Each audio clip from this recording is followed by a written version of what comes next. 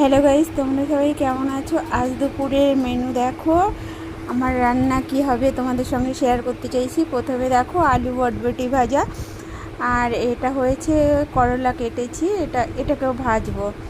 প্রথমে আমি ভাজছি আলু বটবটি।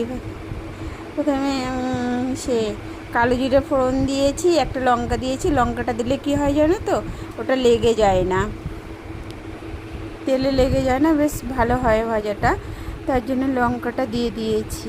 এবার দেখো আমি নাড়াচাড়া করছি, নাড়াচাড়া করে কিছুক্ষণ ঢেকে রাখবো যাতে তাড়াতাড়ি সিদ্ধ হয়ে যায়।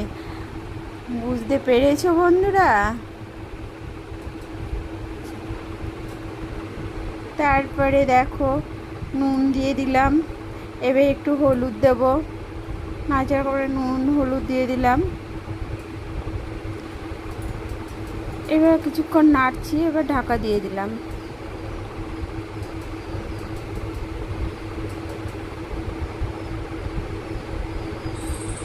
আলু বটবটি ভাজাটা খেয়ে দেখবে, খুব ভালো লাগে। আজকে বৃহস্পতিবার, নিরামিষ, তাই আবার দিয়ে দিয়েছি। নিরামিষ বলতে কিছুই না, এটা নিরামিষটাই আমার কাছে ভালো লাগে, কিন্তু মাছ আছে, ভেবো না যে একেবারে নিরামিষ। এইদিকে দেখো উচ্ছে ভাজা প্রায় আমার হয়ে এসছে, দুপাশে দুটো বসিয়ে দিয়েছি, একটা কড়াতে উচ্ছে ভাজা আর একটাতে আলু বটবটি ভাজা। উচ্ছে ভাজাটা প্রায় আমার হয়ে গেছে।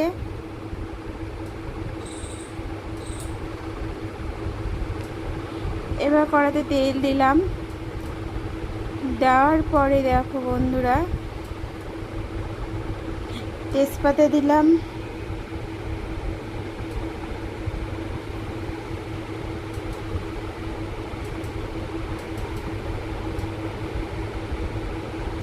এবার আদা, জিরের গুঁড়ো, ধনের গুঁড়ো একটু দিয়ে দিয়েছি,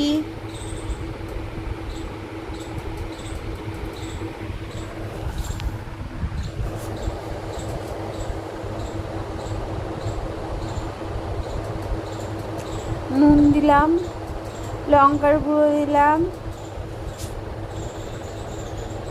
এরপরে দেখো বন্ধুরা মশলাটাকে ভালো করে কষিয়ে নিচ্ছি, একটু জল দিয়ে, কারণ ওটা পুড়ে কালো হয়ে যাবে, তার জন্য একটু সামান্য জল, গরম জলটাই দিয়েছি, জল দিয়ে দিলাম। তারপরে দেখো হলুদ দিলাম। এরপরে ওই সেদ্ধ করা কচু আর আলুটা আমি ভালো করে কষাচ্ছি, ভালো করে